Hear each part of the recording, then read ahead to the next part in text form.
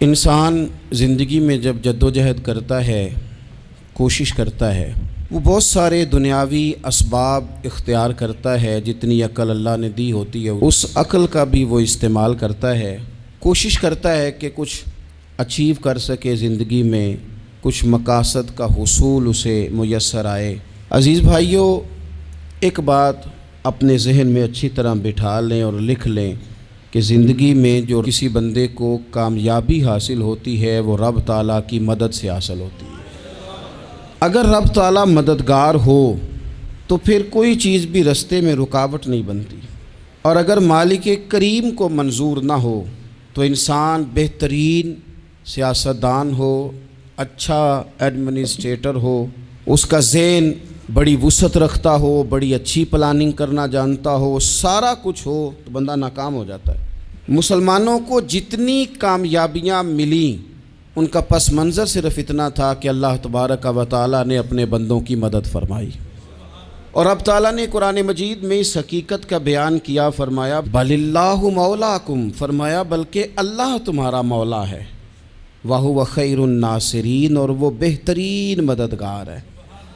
وہ جو رب تمہارا مولا ہے وہ بہترین مددگار ہے، اور اگر وہ مدد کرے تمہاری، سورہ آل عمران میں آگے جا کے ارشاد فرمایا اگر اللہ مدد کرے تو پھر تم پر کوئی غالب نہیں آ سکتا، اور اگر وہ تمہاری مدد چھوڑ دے تو پھر کوئی تمہاری مدد کر سکتا، کوئی مدد نہیں کر سکتا۔ بدر کی جنگ بھی اور فتح مکہ بھی رمضان المبارک میں ہوا ہے۔ میں دونوں پر غور کر رہا تھا تو ایک نیا مضمون میرے ذہن میں آنے لگا۔ بدر کی جو جنگ ہے اس میں بھی ایک عجیب انقلاب آیا ہے کہ 313 نے 1000 سے مقابلہ کیا، اور جن 1000 سے مقابلہ کیا وہ اسلحے سے لیس تھے، اور یہ جو 313 ہیں ان کے پاس 6 زرہیں، 8 تلواریں، چند گھوڑے، لیکن اللہ نے کامیابی دی تو خود رب نے بیان کیا کس طرح دی، فرمایا وَلَقَدْ نَصَرَكُمُ اللَّهُ بِبَدْرٍ وَأَنْتُمْ أَذِلَّةٌ۔ وہ کامیابی اس طرح ملی ہے کہ رب نے تمہاری مدد کی تھی، تم تو کمزور تھے، اللہ نے بدر میں تمہاری مدد کی، تم جیت گئے۔ وَلَقَدْ نَصَرَكُمُ اللَّهُ بِبَدْرٍ وَأَنْتُمْ أَذِلَّةٌ، اللہ نے بدر میں تمہاری مدد کی، تم تو کمزور تھے۔ پھر فتح مکہ نصیب ہوئی تو اس میں بھی بہترین منصوبہ بندی نبی پاک علیہ السلام نے فرمائی، بہترین حکمت عملی حضور نے اپنائی، لیکن ہمیں جو اللہ رسول نے بات سمجھائی وہ کیا ہے؟ اذا جاء نصر اللہ والفتح، فرمایا جب اللہ کی مدد آئی اور فتح نصیب ہو گئی۔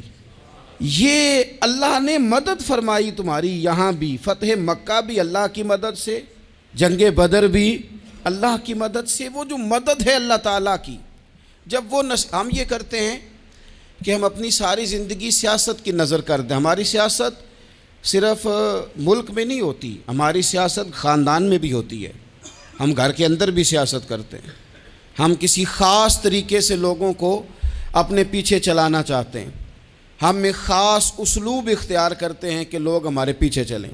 اس کا نقصان ہمیں یہ ہوتا ہے کہ سیاست جو ہوتی ہے یہ شطرنج کے ہیر پھیر کی طرح ہوتی ہے، تو اس کے راز بڑی جلدی کھلنے لگ جاتے ہیں، پتہ چل جاتا ہے کہ بندہ مخلص نہیں تھا، سیاست کر رہا تھا، طریقے سلیقے سے اس نے جوڑ کے رکھا ہوا تھا۔ ہم ہر جگہ سیاست کے بل بوتے پر چیزوں کو لے کے چلنا چاہتے ہیں، سیاستیں ناکام ہو جاتی ہیں، سیانے لوگ فیل ہو جاتے ہیں، بچتا صرف وہی ہے جس کے پیچھے رب تعالیٰ کی مدد شامل حال ہوتی ہے۔ اپنی زندگی کے اندر ہم جو کچھ بھی کر رہے ہیں، جس شعبے سے بھی ہمارا تعلق ہے، آج ہم نے اس بات پہ غور کرنا ہے کہ پہلے تو یہ غور کر لیں کہ جو کام ہم کر رہے ہیں کیا وہ کام ایسا ہے کہ اس میں اللہ کی مدد ہمیں ملے گی؟ اگر آپ کوئی معاذ اللہ ناجائز کام کر رہے ہیں، فعل حرام کا ارتکاب کر رہے ہیں، تو اس میں تو مدد الہی آئے گی نہیں۔ پہلے تو یہ دیکھیں جو کر رہے ہیں وہ کام مدد الہی والا ہے، اور اگر اللہ تعالیٰ کی مدد والا وہ کام ہے پھر اس پر غور کریں کہ کیا ہم نے مالک سے مدد کا سوال کیا ہے، ہمیں مدد میسر آ رہی ہے۔ وہ میں نے بزرگوں سے ایک بات سنی تھی، وہ بڑی یاد رہ گئی۔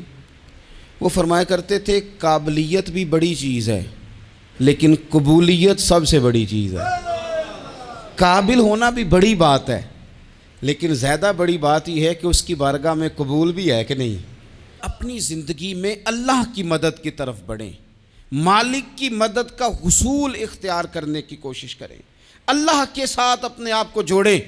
اگر اللہ کی مدد نصیب ہو، یہ جو ہم جتنا ڈرتے رہتے ہیں، سہمے رہتے ہیں، پریشان رہتے ہیں کوئی کیا کر دے گا، ہمارے ہاں نا ہر شعبے میں معاذ اللہ ایک مافیا ہے، الا ماشاء اللہ۔ وہ مافیا کہتا ہے میرے ساتھ ملو گے تو میں چلنے دوں گا، ورنہ میں نہیں چلنے دوں گا، مارکیٹ میں آ ہی نہیں سکتا فلانا بندہ، چونکہ یہاں ہمارا قبضہ ہے۔ اور میرے بھائی پھر بہت سارے لوگ جن کی نیتیں اور ارادے بڑے اچھے ہوتے ہیں شروع میں، وہ بھی اس مافیا کا شکار ہو جاتے ہیں اور ان کے رنگ میں رنگ جاتے ہیں۔ یاد رکھنا، کسی شخص کی بلیک میلنگ کا کبھی شکار نہ ہونا، کبھی کسی کی میٹھی اور مسجع مکفہ باتوں کا شکار نہ ہونا۔ کوئی کیا کر سکتا ہے اگر اللہ مددگار ہو تو؟ جس کو رب کریم اٹھانا چاہے اسے کوئی گرا سکتا ہے؟ ہم یہ ڈرے ڈرے سہمے پریشان فیصلہ کرنے کی طاقت نہیں، مجھے چلنا چاہیے کہ نہیں، اٹھنا چاہیے کہ نہیں، کرنا چاہیے، اٹھ باندھ کمر کیوں ڈرتا ہے؟ پھر دیکھ خدا کیا کرتا ہے۔ حضرت عبداللہ ابن عباس فرماتے ہیں میرے نبی پاک علیہ السلام نے میری تربیت فرمائی، حضور نے میری تربیت فرمائی، اور محبوب پاک علیہ السلام نے فرمایا عبداللہ یاد رکھنا، یہ نوجوان دوست میری بات لکھ لیں، پریشان لوگ میری بات لکھ لیں، جن کے پاس قوت فیصلہ نہیں وہ اس بات کو لکھ لیں۔ حضرت عبداللہ ابن عباس فرماتے ہیں میرے نبی پاک علیہ السلام نے مجھ سے فرمایا تھا عبداللہ سن، اگر ساری دنیا مل کے تیرا کوئی نفع کرنا چاہے کر نہیں سکتی جب تک میرے رب کی رضا نہ ہو، اور فرمایا ساری دنیا مل کے تیرا کچھ بگاڑنا چاہے تو عبداللہ بگاڑ نہیں سکتی جب تک رب کریم کی حکمت کا تقاضا نہ ہو۔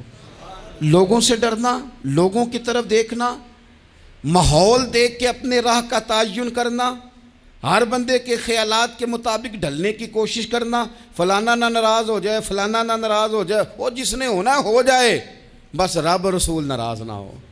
اپنی زندگی میں اپنے مالک کو مولا جان کے، بل اللہ مولاکم، اللہ تمہارا مولا ہے، وَهُوَ خَيْرُ النَّاصِرِينَ، وہ بہترین مددگار ہے۔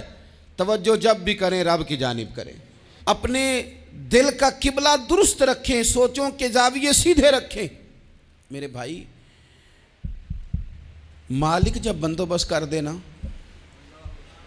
جب مالک بندوبست کر دے پھر ایسا بندوبست کرتا ہے کہ لوگوں کے پاس نا چارہ نہیں رہتا۔ حضرت مریم رضی اللہ تعالی عنہا پاک باز تھیں، مسجد میں رہی تھیں، پر مالک کی حکمت کے تقاضے بڑے عجیب ہیں نا۔ پھر جناب مریم کو اللہ تعالیٰ نے بغیر شوہر کے اولاد عطا کر دی۔ یہ بات ہی ایسی تھی، وہ کسی نے کہا تھا کہ مخلوق تو فنکار ہے اس درجہ کے پل بھر میں سنگے در کعبہ سے بھی اصنام تراشے، تم کون ہو کیا چیز ہے داغ کبابی، لوگوں نے تو مریم پہ بھی الزام تراشے۔ تو لوگوں نے کہا کدھر سے لے آئی بچہ، تیرا باپ تو ایسا نہیں تھا، کہاں سے لے آئی؟ اللہ کرے میں آپ کو سمجھا سکوں، ذرا اپنے آپ کو وہاں کھڑا کریں کہ ایک پاک باز عورت، پاک باپ کی بیٹی، طیب ماں کی بیٹی، اور اللہ کے گھر میں پرورش پانے والی خاتون، ایک وہ وقت اور ایک یہ وقت کہ اس عورت کو کٹہرے میں کھڑا کر کے پوچھا جا رہا ہے کہ معاذ اللہ تیری گود میں بچہ جائز نہیں ہے، کہاں سے لائی ہے؟ اب خود سے صفائیاں بندہ کتنی کو دے، کتنی کو وضاحتیں کرے۔ اور میں نے تو اپنی زندگی میں دیکھا ہے زیادہ وضاحت دینے والے کو بھی لوگ جھوٹا سمجھنے لگ جاتے ہیں، زیادہ وضاحت دینے پر بھی لوگ کمزوری کا اظہار سمجھتے ہیں کہ کمزور پڑ گیا ہے۔ آپ صلح کی کوشش کرتے ہیں، سامنے والا بزدل سمجھ لیتا ہے، زیادہ وضاحتیں بھی کمزور کر دیتی ہیں۔ اب حضرت مریم کو کٹہرے میں کھڑا کر کے کہا بچہ کس کا ہے؟ تو پھر خدا بندوبست جب کرے، اللہ جب مددگار ہو، تو پھر حضرت مریم کی گواہی درختوں سے نہیں دلوائی، اس نے پتوں سے نہیں دلوائی، پھر فرشتے نہیں بھیجے۔ حضرت مریم کہنے لگی مجھ سے نہ پوچھو، وہ جو پنگوڑے میں ہے اسی سے پوچھ لو، ان سے پوچھو نا، وہ کون ہے پوچھ لو، ان سے کر لو سوال۔ انہوں نے کہا پنگوڑے میں چند دنوں کا بچہ یہ جواب دے گا؟ مددگار تھا رب، ان کی برات کا اعلان کرنا تھا مالک نے، اور جب مالک اعلان کر دے، جب مالک تیری صفائی دینا چاہے، جب مالک تجھے دنیا کے سامنے نکھارنا چاہے، تو پنگوڑے میں لیٹے حضرت عیسیٰ بول کے کہنے لگے انی عبداللہ آتانی الکتاب، فرمایا میں اللہ کا بندہ ہوں، رب نے مجھے کتاب عطا کر کے نبی بنا کے دنیا میں بھیجا ہے، میں اللہ کا بندہ ہوں، کتاب لے کے آیا ہوں، نبی بن کے آیا ہوں۔ پھر پنگوڑے سے اعلان ہو گیا، پھر بچہ بول پڑا، اور یہ ایک دفعہ نہیں بات ہوئی، یہ بنی اسرائیل میں ایک جریج نام کے شخص بھی تھے جو نماز پڑھ رہے تھے، بعض نے لکھا ہے نفل نماز تھی، اماں نے پکارا تو آئے نہیں، تو ماں کے منہ سے نکل گیا تو اتنی دیر تک مرے گا نہیں جب تک کسی بے حیا عورت کا منہ نہ دیکھ لے۔ تو وہ عبادت گزار تھے، لیکن لوگوں نے ان کی عبادت، ریاضت، پرہیزگاری کو نہیں دیکھا، بس ایک عورت کو بھیج کے الزام لگوا دیا۔ وہ عورت آیا جایا کرتی تھی، اب آ جاتی ہیں عورتیں، مسئلہ پوچھنے کی نیت سے بھی آ جاتی ہیں، ماحول میں کچھ جگہ ایسی بھی ہیں جہاں عورتیں دم کرانے کے بہانے آ جاتی ہیں۔ وہ خاتون آتی جاتی تھی اس خانقاہ پہ، آستانے پہ، یہ بخاری میں موجود ہے، پھر اس نے کہا میری گود میں جو بچہ ہے یہ انہی کا ہے۔ مجھے بتائیں کیسے بندہ وضاحت دے؟ حالات خراب ہو گئے، لوگ کٹیا جلانے لگے، ماحول اور طرح کا بن گیا۔ میرے نبی پاک علیہ الصلوۃ والسلام فرماتے ہیں پھر اس رب کے بندے نے کہا مالک تو کریم ہے، تیری مشیت کا تقاضا آیا جو میری ماں نے جملے بولے تھے، پر اب میں وضاحت دینے کے قابل نہیں رہا، اب تو ہی کرم کرے گا تو دروازہ کھلے گا۔ تو وہ چند دنوں کا بچہ پنگوڑے میں بول کے کہنے لگا میں اس درویش کا نہیں، میں تو فلانے چرواہے کا بچہ ہوں، وہ جو بکریاں چراتا ہے۔ رب کی مدد کو پکاریں، اپنے ساتھ اپنے مالک کی مدد کو شامل کریں، تھوڑے رزق پر بھی گزارا اچھا ہونے لگ جائے گا۔ سارے لوگ آپ کو گرانے کی تدبیریں کر رہے ہوں گے اور مالک آپ کو عزتیں عطا فرما دے گا، اس کی بارگاہ سے حکمت کا تقاضا اور ہو جائے گا۔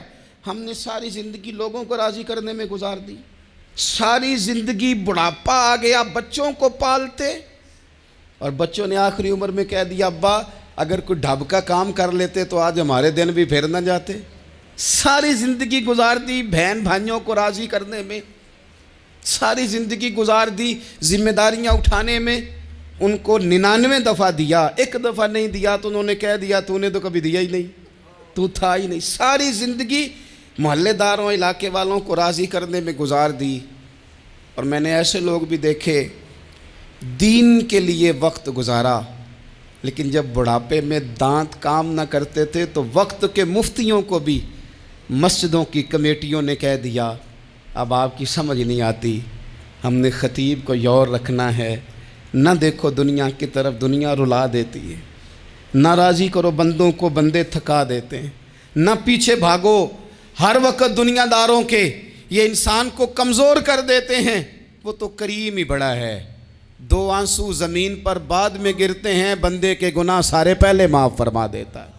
اللہ کی مدد کا حصول، اپنے مالک کی مدد کی طرف بڑھنا، آپ کو بدر کی جنگ بھی یہی درس دے گی، آپ کو احد کا میدان بھی یہی سبق دے گا، فتح مکہ بھی یہی سبق دے گا۔ میرے دوستو جب رب مدد فرمائے، جب اللہ مددگار بنے، دوستوں سے ایک بات اکثر کرتا ہوں، میں کہتا ہوں کہ جتنے درد سے آپ امیر کو اپنی کہانی سناتے ہیں نا، اور جس طرح آپ کے آنسو بات کرنے سے پہلے گر جاتے ہیں کہ غریب ہیں، بچیاں ہیں، کاروبار نہیں، او میرے سنگیو، اس سے آدھے آنسو اپنے رب کی بارگاہ میں بکھیرو، اس کے حضور عرض گزار ہو جاؤ، اس سے طلب کرو۔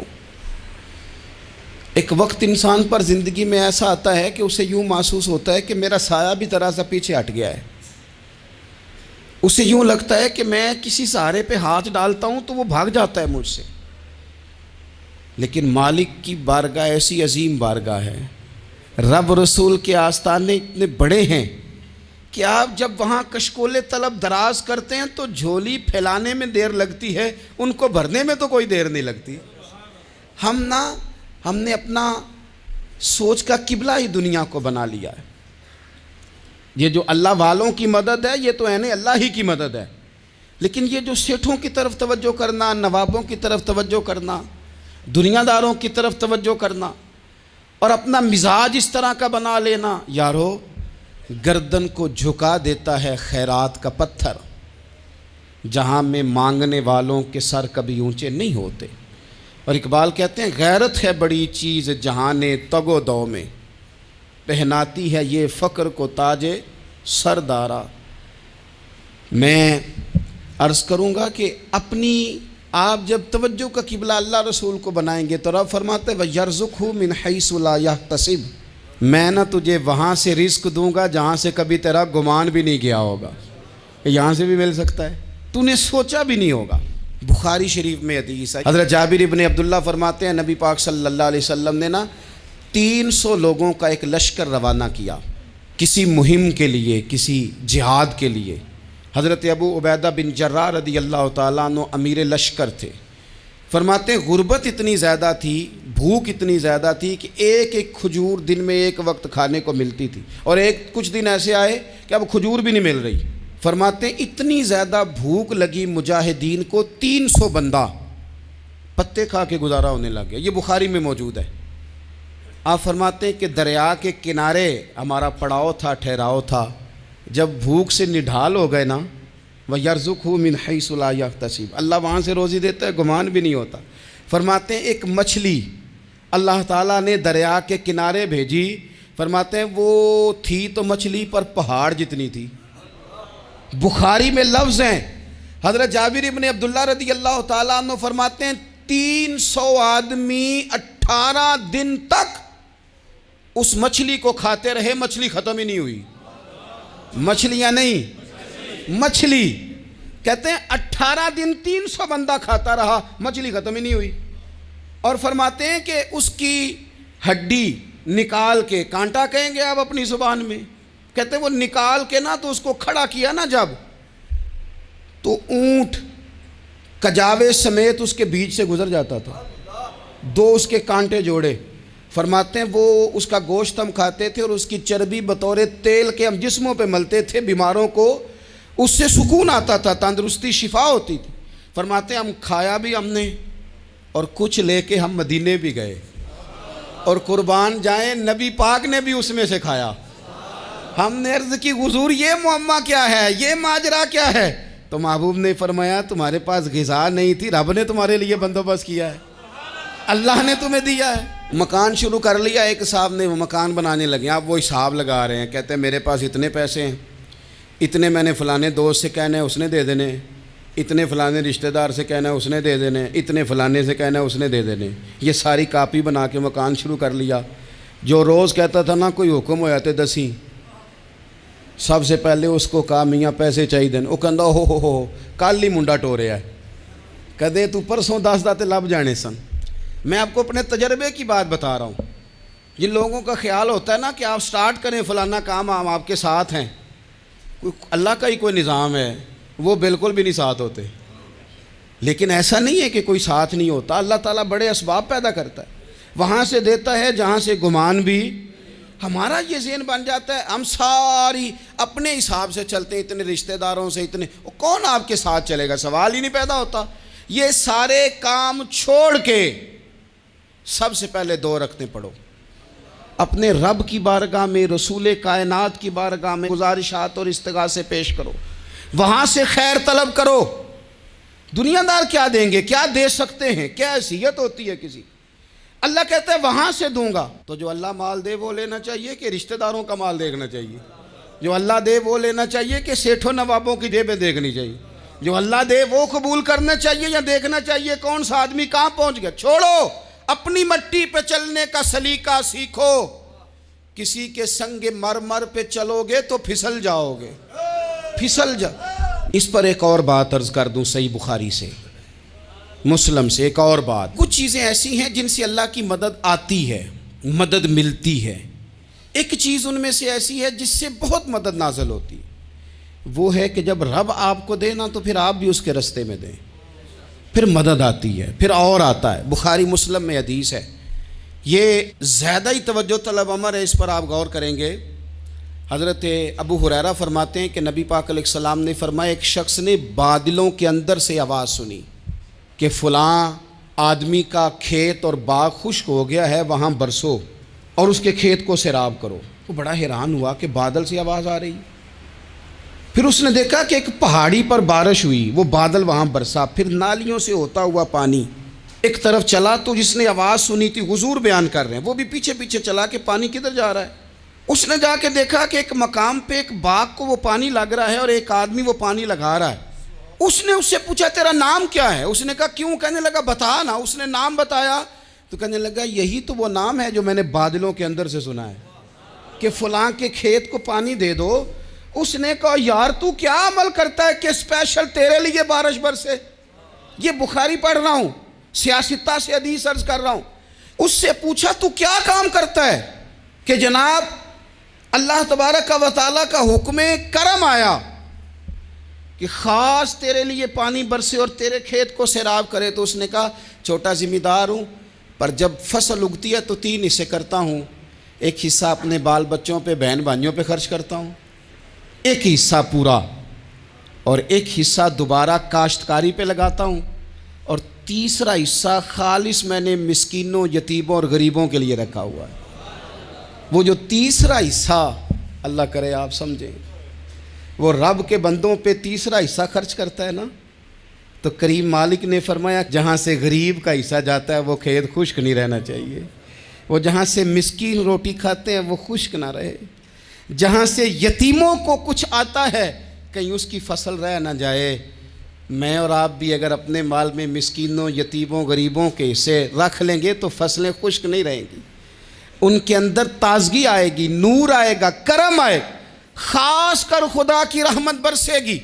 مدد اللہ سے چاہیں، اپنی توجہات کا مرکز رب رسول کی ذات کو بنائیں، پھر آپ محسوس کریں گے کہ بڑی جلدی اللہ تعالیٰ کی مدد آنے لگی ہے۔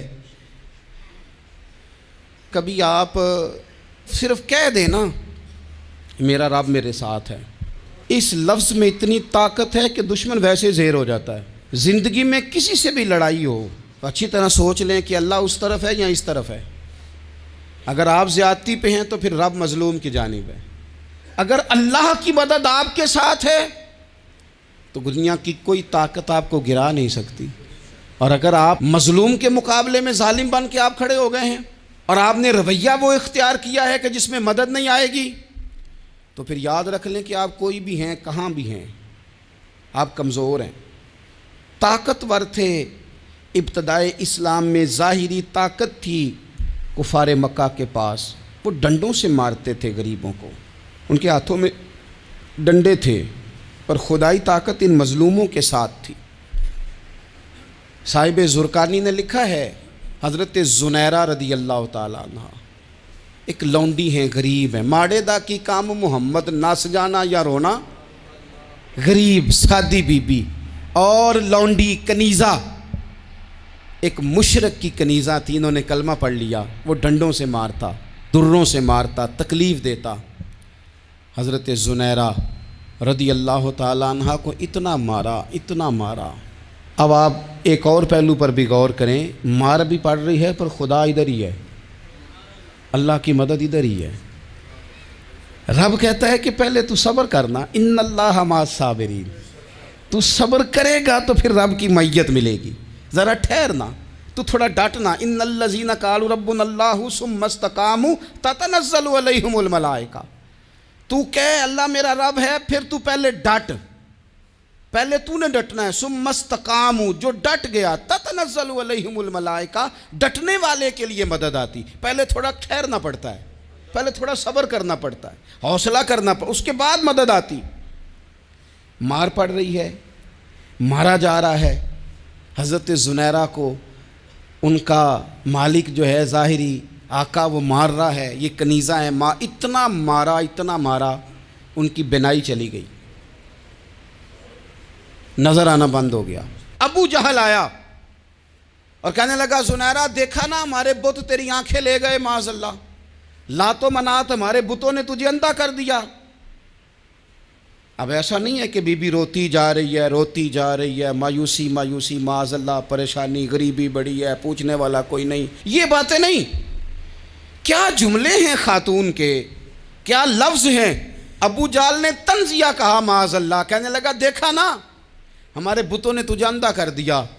تو جناب زنیرہ آنکھوں کی بینائی گئی ہے، رات کو گئی ہے، دکھ ابھی تازہ ہے، لیکن اللہ پہ جو توکل ہے، اپنے مالک سے جو رشتہ ہے، وہ اتنا مضبوط ہے، اتنا طاقتور ہے، اس میں اتنی گہرائی ہے کہ حضرت زنیرہ بول کے نا اتنی قوت سے بولی، اتنی طاقت سے بولی کہ پورے کفر پر لرزہ طاری ہو گیا۔ فرمانے لگی تمہارے بتوں کی کیا اوقات ہے کہ وہ میری بینائی لے جائیں؟ یہ میری رب کی حکمت کا تقاضا ہے۔ جب تک اس نے چاہا زنیرہ دیکھتی رہی، اور جب اس نے چاہا زنیرہ کی آنکھوں کی بینائی چلی گئی، اور اگر وہ چاہے گا نا تو بینائی واپس بھی کر دے گا۔ اگر ہو ذوق یقین پیدا تو کٹ جاتی ہیں زنجیریں، اگر وہ چاہے گا تو بینائی آ بھی جائے گی۔ حضرت زنیرہ نے رات کو یہ لفظ کہے، ابو جہل اور سارے کفار ڈر کے سن کے چلے گئے، آپ اطمینان سے آ کے بستر پہ سوئی۔ جب سویرے اٹھی تو اللہ نے آنکھوں کی روشنی واپس کر دی تھی۔ آنکھوں کی اب چھڑی پکڑی ہے، بازاروں میں گھومتی ہے، کہتی ہیں بلاؤ کدھر ہے تمہارے نات و منات، دیکھو میرے رب نے روشنی واپس کر دی۔ آ کر میرے ساتھ ادھر آ ستمگر ہنر آزمائیں، تو تیر آزما ہم جگر آزمائیں۔ بیمار لوگوں یاد رکھو، کہہ دیا ڈاکٹر نے کہ تو بڑا بیمار ہے، تو بڑا کمزور ہے، یہ ہو گیا وہ ہو گیا، تو ڈاکٹر اپنے علم کے مطابق بات کر رہا ہے، ہوگا تو وہ جو میرا رب چاہے گا۔ کمزور ہو جانا، پریشان ہو جانا، تکلیف میں آ جانا، پتہ نہیں بات ہو گئی ہے تو جانے کیا ہو جائے گا۔ اپنی زندگی کے اندر اپنے رب سے رشتہ مضبوط کریں، رسول کائنات سے رشتہ مضبوط کریں، اللہ والوں سے رشتہ مضبوط کریں۔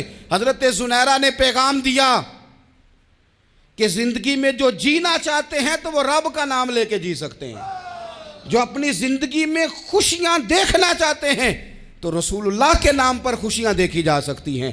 توکل کی بنیاد پر بندہ خوشیاں لے سکتا ہے، اور اگر انسان میں توکل نہیں ہے تو پھر وہ اس کالے جادو سے بھی ڈر رہا ہے، وہ نیلے سے بھی ڈر رہا ہے، وہ پیلے سے بھی ڈر رہا ہے، وہ فلانے سے بھی ڈر رہا ہے، وہ میرے خلاف فلانا رشتہ دار سازش کر رہا ہے تو ڈر رہا ہے، فلانا میرے بارے میں یہ کر رہا ہے تو ڈر رہا ہے، وہ پتہ نہیں دنیا ادھر ہو جائے گی تو کیا ہو جائے گا، اٹھ باندھ کمر کیوں ڈرتا ہے، پھر دیکھ خدا کیا کرتا ہے۔ تو اس ساری گفتگو کا نچوڑ آپ کو یہ عرض کیا ہے، سب سے پہلے تو یہ کہ میدانوں میں مدد بھی اللہ کی، رزق میں مدد بھی اللہ کی، فصلیں خشک ہوں تو مدد پھر بھی اللہ کرے، تو پھر ساری مدد، اور اگر انسان بیمار ہو تو پھر بھی مدد اللہ کی۔ تو اپنے اللہ کی جانب توجہ کو بڑھائیں، آپ اللہ سے مدد کے سوالی بنیں۔ ترمذی کی ایک حدیث ہے، میں آپ کو زندگی کا تجربہ بتاتا ہوں کہ جب میں بڑا پریشان ہوتا ہوں تو یہ والی روایت کھول لیتا ہوں، مزہ دیتی ہے۔ میرے نبی پاک علیہ السلام نے فرمایا اپنے دکھ سیٹھوں نوابوں کو نہ کہنا، مالداروں کا نہ کہنا، ورنہ اللہ تمہیں کبھی غنی نہیں کرے گا۔